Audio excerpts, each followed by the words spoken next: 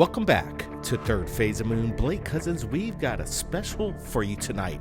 Incredible videos coming in to Third Phase of Moon, so buckle up. A triangular craft submitted to my Gmail from Edwin, captured earlier this month. Behold the phenomenon.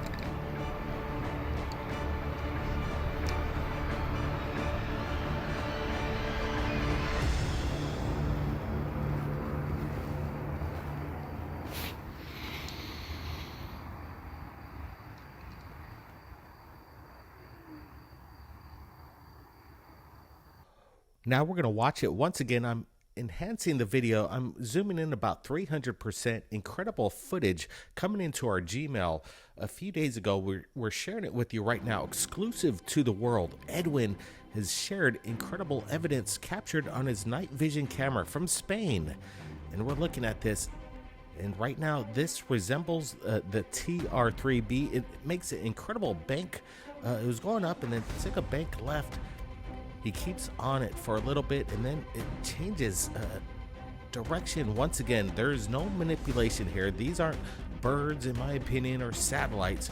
This is something incredible that we're looking at. We're going to be supplying the original link below. If you want to follow up and call this CGI or it's fake, you could reach out to Edwin. He's posted it on his YouTube. That's what Third Phase of Moon is about, sharing the footage from around the world. So don't let the debunkers trick you in saying that everything that we're sharing with you is a hoax.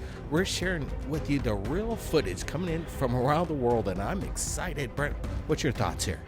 Yeah, Blake, this is pretty badass footage. These are the ones we're looking for. I like the way he has a nighttime vision looking at the stars, and then he captures a phenomenon just like this.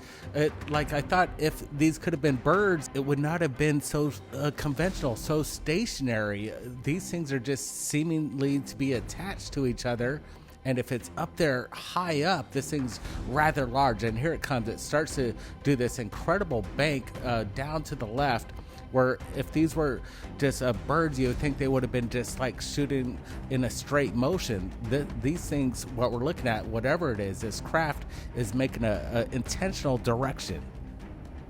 Absolutely, and I'm seeing a geometric shape to this. This is a triangular craft. Is it something from a secret space program? Is it, again, this was captured over Spain, but and man, many people have seen this, and I'm digging this nighttime footage, again, captured earlier this month. This is new footage just into Third Phase Moon. Hit that thumbs up if you're enjoying this incredible content. But right now, again, no FAA lights whatsoever, and we're trying to see, and I'm kind of studying between the three lines. I'm not seeing any kind of star pass behind it. That means, in my opinion, this is a solid structure.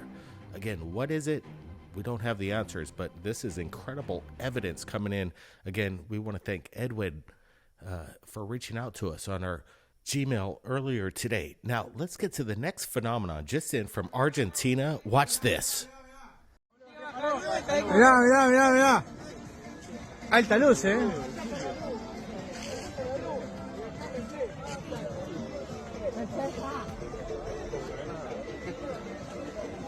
Están todos viendo lucecita allá adelante. Mirá. El video se ve zarpado. Buenísimo. Es un ovni. We've got a massive crowd in Argentina looking up at the phenomenon.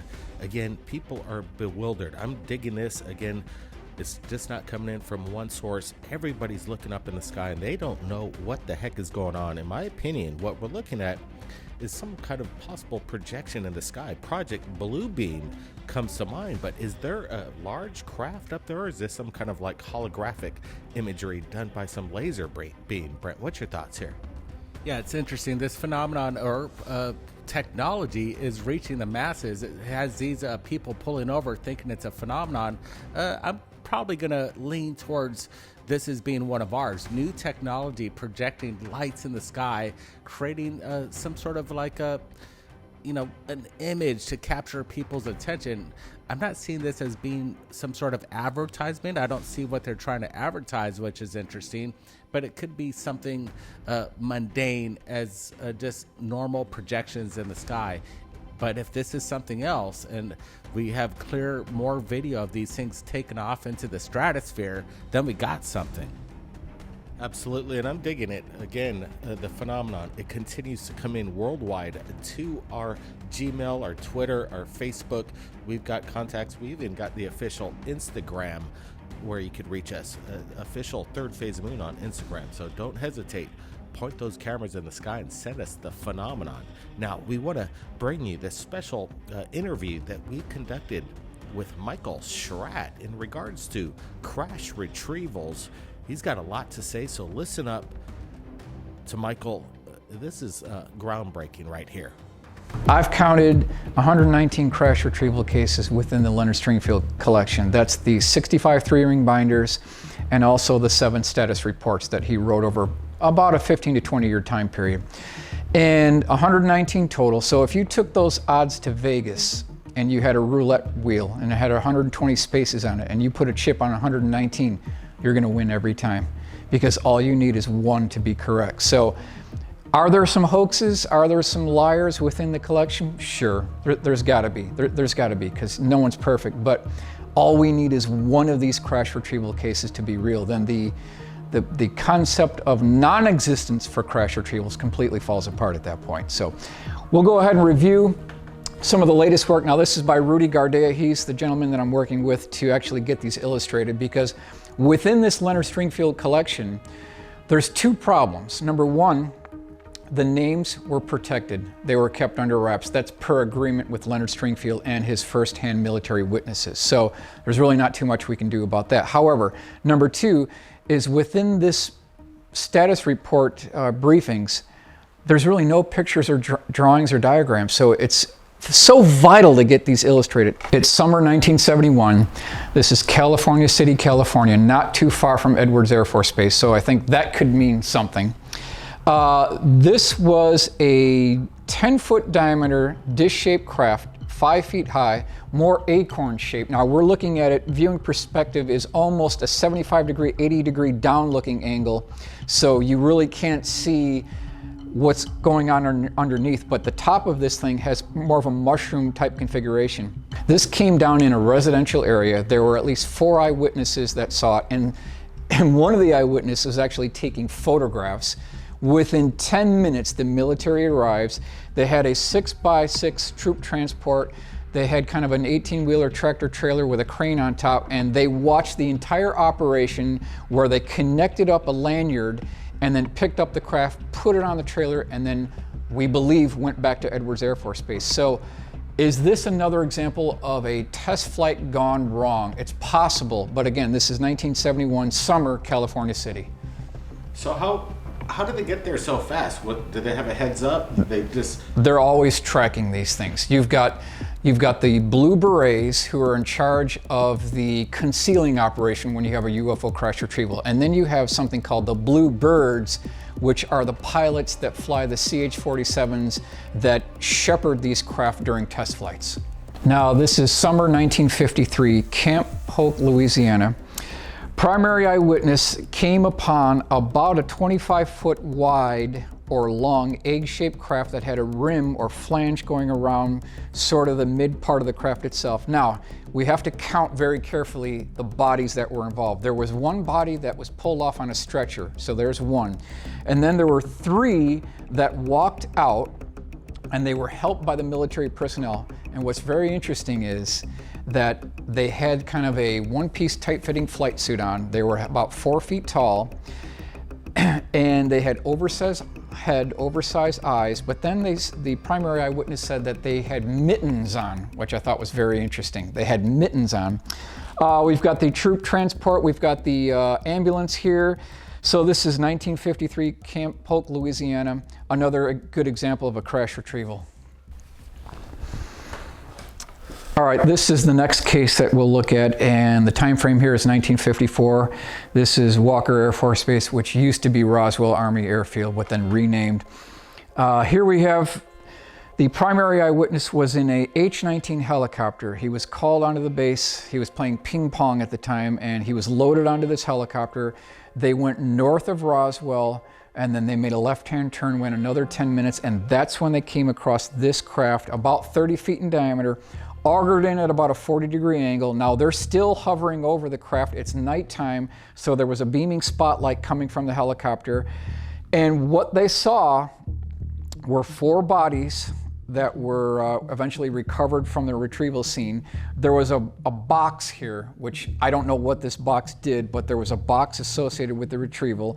The hatch door was open. That was later confirmed by the personnel, but he was there. He was up inside the helicopter taking photographs of this entire scene. So when we hear about congressional members saying that we don't have any physical evidence, we don't have any photographic evidence, it can't be true, because we've got witness after witness telling us that they're retrieving these craft and they're shipping them to Wright-Patterson Air Force Base, at least. These bodies that are outside of the craft itself, were they ejected out of the craft, or they crawl out? They were already out there when the helicopter got there.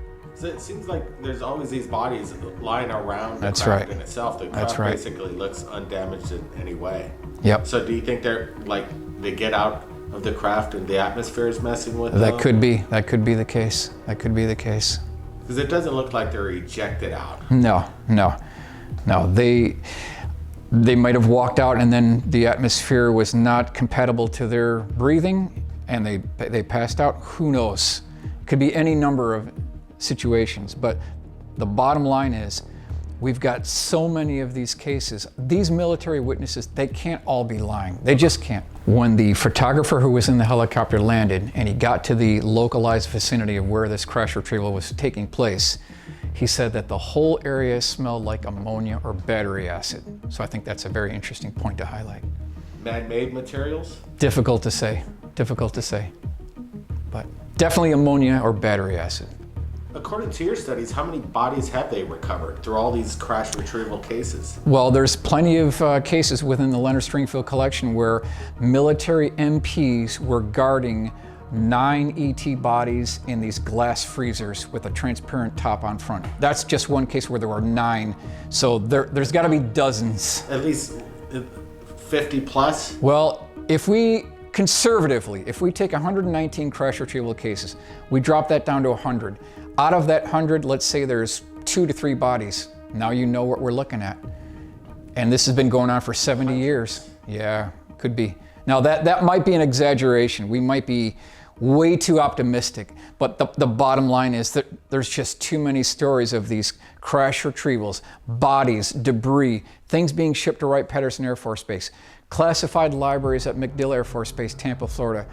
There has got to be a congruent tapestry, something that runs through all these stories that connect them all together. And really, all roads lead to Wright-Patterson Air Force Base.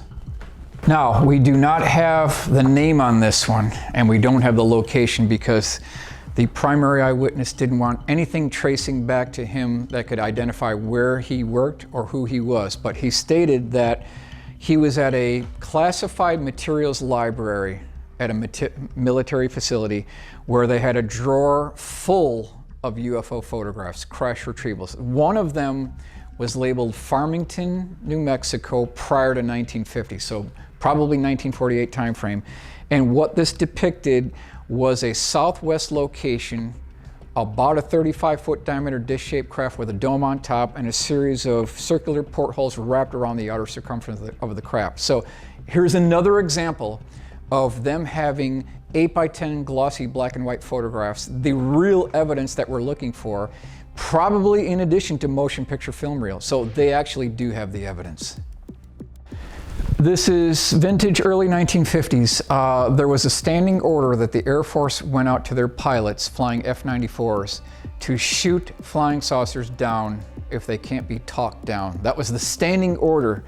So there were multiple incursions where they were scrambled, they came after these craft.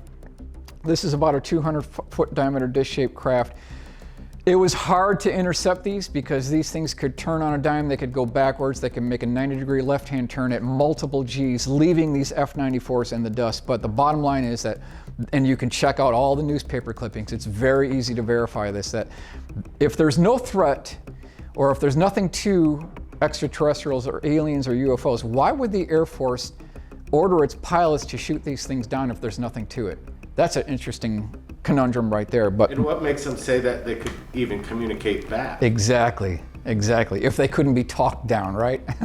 But just the fact that the Air Force is telling their pilots to try to shoot these things down, to me, that indicates that they did take it seriously. They did think that there was something to it, and it wasn't just lights in the sky or a balloon, because this happened multiple times. And so this is another case in the early 1952 where this is actually going on. Next case, 1950. This is Moffett Field, Sunnyvale, California, and we're talking about Hangar 1. It's that large blimp hangar. I'm sure you guys know what I'm talking about here, but primary eyewitness walked into this hangar and he saw a 90-foot diameter dish-shaped craft. I mean, this thing was huge. He was ushered immediately away by this guard here. Again, this is by Rudy Gardet. I got to give him credit for this work, but there is something going on with these craft being stored, and a lot of times we hear that it's the United States Air Force that's covering all this up. Well, if we look much deeper, it appears that the entities behind the scenes that are pulling the strings within this phenomenon are, number one, the United States Navy, and number two, the Atomic Energy Commission, the AEC. These two organizations are working hand in hand and are controlling the information, the stream of knowledge, and where these programs are being driven from. That appears to be the case. So this is 1950, Hangar 1, Moffett Field, Sunnyvale, California.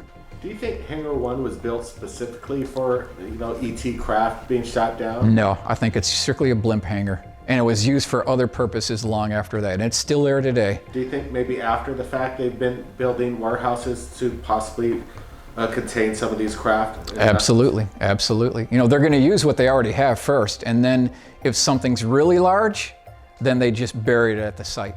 They don't even bother trying to ship it anywhere. They just bury it at the site. So you could say that there's like these craft the size of football fields that are just like they'll bury it on site. That's exactly correct. I mean, what's the point of moving that? The logistics behind something like that will be much too big for them to keep that under wraps. I mean, you have to rip out all these telephone poles and move something that's 300 feet in diameter. And they can't cut it with even diamond tipped. That keeps on coming up again, where we have multiple cases of these different craft coming down, and then retrieval teams trying to breach the hull of the craft with diamond tip drill bits, lasers, and acetylene torches, and they can't do it. So if the craft is too big logistically to transport, just bury it there where it lay. Correct. Crazy. Correct. That's right. Next case, time frame is 1953, and this is Dutton, Montana. Primary eyewitness was driving his pickup truck down the road. The other traffic was about 1/8 of a mile away, and what he saw when he looked up was a 250-foot long, tapered cigar-shaped craft that was at about an 80-degree angle, pitched up, nose up, and it was trying to pull itself up off the ground, but was having trouble, and he said that it was belching out smoke and flames on the bottom of it. He saw all this at close range. But what's interesting, if you look closely here, and Rudy's done a very good job, there's multiple elements in this case, so we had to composite this out. He said that the oncoming traffic had their exhaust on fire. So there was flames coming out the tailpipe of these oncoming traffic vehicles. That was one thing. Now, when he got to the local restaurant, he filed a report. Coincidentally, there was a police officer that saw this. He filed a report. And when he got home that evening, he got a call from an Air Force personnel at the Air Force Base. And he said, "I want to see you." Great Falls Air Force Base. The next morning he went there. Now that was later renamed Malmstrom Air Force Base, which has a big thing about UFO history as well.